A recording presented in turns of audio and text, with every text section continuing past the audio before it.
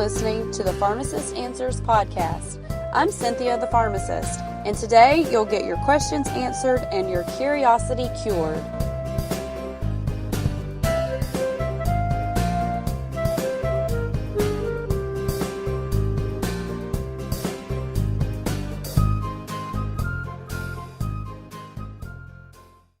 Measuring. How to measure your medicine. Most adults take medicine and it's in pill form, so it's already pre-measured and there's not a lot of brain work that you have to do. It says one pill, you take one pill and you know you got the right amount. But when it comes to kids or when it comes to liquid medications, you have to use some kind of device to measure. And I have this conversation with parents all the time.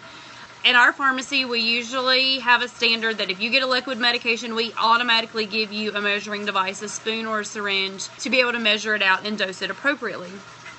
And the reason is, when I was growing up, I don't know how many times I remember my dad grabbing a spoon, looked kind of like this, out of the kitchen drawer, and giving me some Robitussin if I was sick or if I was coughing. And I have this memory like multiple times. Like I was young kid, preteen, kind of like 8, 9, 10, 11, something like that. But, you know, Dad would grab the spoon, and my dad's on Periscope now, so he's at risk of watching this, and so he knows. So he would grab a spoon, pour the Robitussin in the spoon, and stick the Robitussin in my mouth. And anybody who takes Robitussin, it's gross. I don't like Robitussin. Right, this is not accurate. So I did a test today before I did this when I was thinking about talking about it. And I actually calibrated what my kitchen spoons are, and I used 4 different spoons. But let me show you, here's some basic math for you. In medicine, and anybody else who uses the metric system, using our typical American measurements, converting them to metric. So, 1 teaspoon is 5 mLs. A tablespoon is 3 teaspoons. We know that if you ever cook, you know that. So 1 tablespoon would be 15, because if it's 3 of these, then it's 3 of these. So 5 times 3 is 15. And then 1 fluid ounce is 30 milliliters. Now you may look it up and it'll say like 28.45, something dumb like that. That's a stupid number to try to multiply by, so I don't ever use it. When we measure ounces in the pharmacy, if the doctor says, give this kid 4 ounces of medication, then that is 4 times 30, and that's 120 milliliters. So that's 1 ounce is 30 milliliters.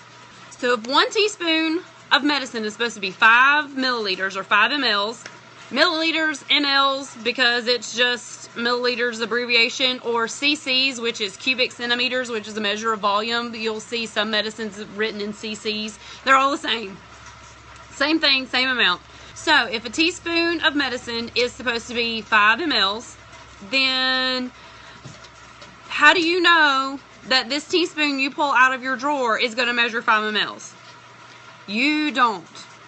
Okay? And so I calibrated my spoons this morning, and I'm going to tell you what I found. So let's do a little bit of practice. Here's my practice. Say I've got 3 different medication concentrations here. So let's say you have to give your kid a medication that is 100 milligrams per 5 mLs. So that means a teaspoon of medicine is going to contain 100 milligrams. If you divide that out, that's 20 milligrams per ml. So this spoon right here that I pulled out of my kitchen drawer, when I filled it up with liquid and calibrated it with an accurate syringe, it holds 4 mLs, not 5. So if I tried to use this, if I gave 1 teaspoon of medicine, then my kid would get 80 milligrams of medicine, not 100. That might be okay, but then again, it might not. This is a teaspoon that I use for cooking. This teaspoon holds 3.5 mLs. So that means if I use this spoon, even though it says 1 teaspoon down inside, can you see it? 1 teaspoon. This would only be 75 mLs. Now here's another spoon. This is a tablespoon and a teaspoon kind of all together. Can you see that? So the little bitty bowl in the bottom is a teaspoon. This holds 6. The little bowl inside that's supposed to be a teaspoon, that's 6 mLs. So that would be 120 mLs of medicine, not 100. So these aren't accurate. The next one, 250, that would be 50 milligrams per ml. That ends up, the more medicine you have, yeah, the little cups. Now the cups that come with liquid medicine that you buy at the store, so if you buy a bottle of Robitussin and it comes with the little cup, those are calibrated. Now, I can't get my 3-year-old to drink out of one of those cups, so I still have to use a syringe.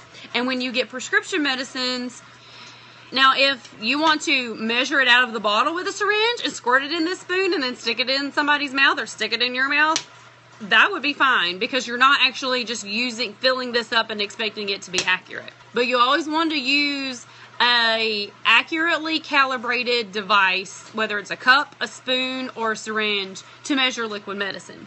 Because not all kitchen spoons are made the same. If you've ever been to a restaurant, because I have a 3-year-old and she eats better with a spoon than a fork, so we'll go places and she'll get like peas or something, and I'll ask for a spoon so she can scoop it. They'll bring me a spoon and I'll be like, can I just get like a simple soup spoon? Because soup spoons are supposed to be kind of small because you like sip out of them. They'll bring me a spoon this size. What 3-year-old could eat beans or rice or mashed potatoes out of a spoon this big? That's dumb. But restaurant spoons, I mean, restaurant everything seems to be bigger. Their plates are bigger, their portions are bigger, their cups are bigger, so, you know, I guess their spoons are bigger. They're just trying to keep it all proportional. You don't want to use a spoon and just be like, here's a spoon. 1 spoonful of medicine. That's not an accurate measurement. Yes, we're bigger as a result. Exactly. You know, it was only 5 spoons of macaroni. Well, depending on what size spoon you use to eat your macaroni, that could be a lot of macaroni. But the maximum error that they have found when they studied and just looked at a whole lot of different kitchen spoons is a 40% error. And that's big. My example medicines up here at the top, 100, 250, 500. A 40% error on a 500 milligram medication, if you got 500 milligrams in a teaspoon of medicine, that could, 40% could be 200 extra milligrams or 200 too few milligrams. And there's several antibiotics for kids that are dosed, that's 500 milligrams per teaspoon or per 5 mLs. If you got 300 milligrams of your medicine rather than 500 milligrams of medicine, do you think your kid's infection's going to get better? It might get a little better, but usually if you take too little antibiotic, you set yourself up for that infection you have becoming resistant to the medicine that you're taking rather than you actually getting over the infection. That can be a big deal. If you take 200 more milligrams of a medication than you're supposed to have, then you set yourself up for side effects. Yeah, okay, you have several sets of flatware, and yeah, so if you have a drawer that has like mismatched flatware, like you got one set and then somebody gave you a set, or you bought another set because you needed more forks and spoons but they didn't necessarily match, then they're gonna hold probably slightly different medications because they're not all the same. I could possibly calibrate all 8 spoons like this in my drawer, and they probably, if I had something super accurate, they probably all wouldn't come out close to the same. There would probably be some variation too. One of the medications that is so important for parents and caregivers to give to children correctly and accurately is liquid Tylenol. Tylenol can be so dangerous if you get too much of it, especially if you get too much of it and you don't know it. One of my first periscopes, it was a long time ago. Good thing my kids are grown. Yeah, so they can give themselves their own medicine, but if they have kids and they're giving their kids medicine, it's very important that they know how to accurately give their kids medication. One, to prevent side effects. Two, to prevent complications from an infection or something that they may be treating. Again, with Tylenol can be so dangerous. Just a teeny tiny amount over what the recommended dose is, because the way that it affects your liver, if it doesn't follow the process exactly right, can be very dangerous and is irreversible if you catch it too late. So measuring your medication is really important. For kids who have seizures, that their medication has to be an exact amount of medication. Having too little medication, I remember the Grape for Infants that was recalled because of dosing errors. Yes, and they actually did a whole revision on liquid Tylenol for infants and kids. The infants' Tylenol used to be concentrated the way that the Motrin is, so you would get more medicine in a tinier amount of liquid, so you weren't having to shove all of this liquid down in a little baby. But they found out that parents, it was hard for the general public to, be able to do the math in their head and figure it out. So little babies were ending up in the hospital and dying because their parents made a honest mistake. They were not trained and they didn't know any better. They thought they were trying to help their kid with a fever or with the pain from teething. My 7-month-old is teething, and Lord help me. You're trying to do good for your kid, and then you end up in the hospital because they got too much medicine. That is a terrible position to be in. And I don't want anybody to have to be in that position. That would be awful. And Tylenol got blamed for that because they didn't provide public knowledge of how to measure it. You always had to get your dose from your pediatrician, which a lot of medications still say that. If the kid is younger than a certain age or lower than a certain weight, you have to ask your doctor. If the information isn't readily available, then how do you know what you're supposed to do? And how do you know you're doing it right? And so that's my passion, to make sure that you can take your medicine right, that you can take care of your kids the right way, that you're not always having to depend on something else. That can be very important. A lot of people already know, don't use your kitchen spoons, but like I said, I have strong memories of my dad pulling the tablespoon out of the drawer and filling it up with Robitussin or Dimetap or whatever it was that they said they could give me for my cough and cold or something, and sticking it in my mouth and me taking it. And that's a big spoon. Can you imagine sticking that size spoon in the mouth of an 8-year-old? I can't. I don't know how I did it. But it was the fastest way to get the Robitussin down because it tasted nasty. I didn't like it. Still don't like it. It's gross. So, big errors when it comes to your kitchen spoons. Even the measuring spoons. I did a lot of cooking on Monday because it was a holiday for us in the U.S. So if you're actually taking one medicine and putting it into a liquid so the kid could take it and make it more palatable, my sister was probably, I don't know, before she adulted enough to be just swallow the medicine, because she hated trying to swallow pills as a kid. It seemed like it took her forever to learn how to do it. So trying to manipulate an adult size, an adult dose into some other form can be very complicated. Your pharmacy didn't compound. Well, that's surprising because a lot of, especially old-timey pharmacies, we got some old-timey pharmacies around here, and they will compound the heck out of some stuff. They make creams, and they'll put all kinds of things into liquid, and they'll even do vet prescriptions. The history of pharmacy, the only way you got medicine was for the pharmacist to make it.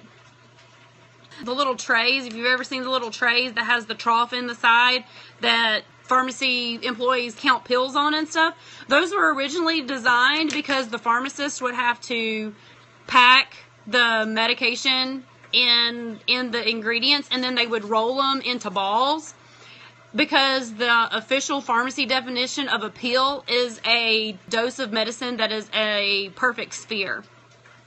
So any kind of medication that's flattened or oblonged or anything like that is called a tablet, but a pill is perfectly spherical because the pharmacist would have to roll out the medicine like you would roll little dough balls and set them on the tray.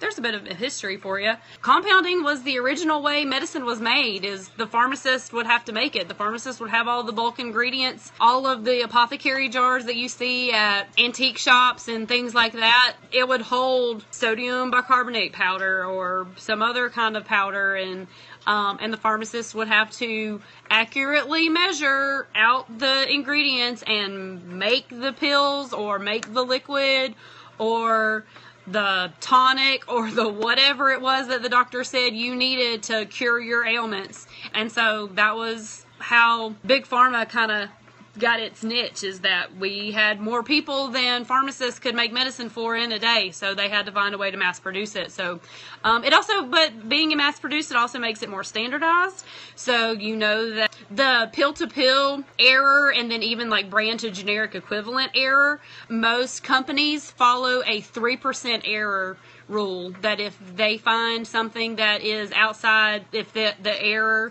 is outside of that 3% range, then they consider it inaccurate and they won't use it, which is a lot different than 40%. 40% error on kitchen spoons, defining a teaspoon. Measure your medications accurately, whether it's for you or for your kids or even for your dog or cat or pets or whatever. Some human medicines are even used for pets, and that's what compounding pharmacies do too, is they'll actually turn human form of medicine into an appropriate dose for a dog based on the vet's requirements. So there's a lot of fun stuff. Man, we get to do fun stuff. We're like mad scientists. Thanks for hanging out. Bye.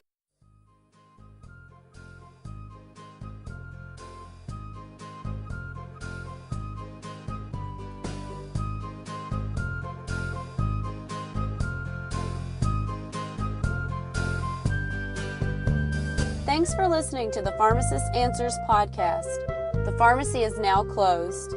You can post your questions and comments on our Facebook page. That's facebook.com/pharmanswerspod. Or you can email the show at pharmacistanswershere@gmail.com. You can tweet me or message me on Twitter @SinHendrix. You can find the show notes at pharmacistanswershere.wordpress.com. Pharmacist Answers broadcasts live on Monday, Wednesday, and Thursday at 9:02 a.m. Eastern Time on the Periscope app. You can follow me @SinHendrix or view in your web browser at periscope.tv/SinHendrix. See you next time on the Pharmacist Answers podcast.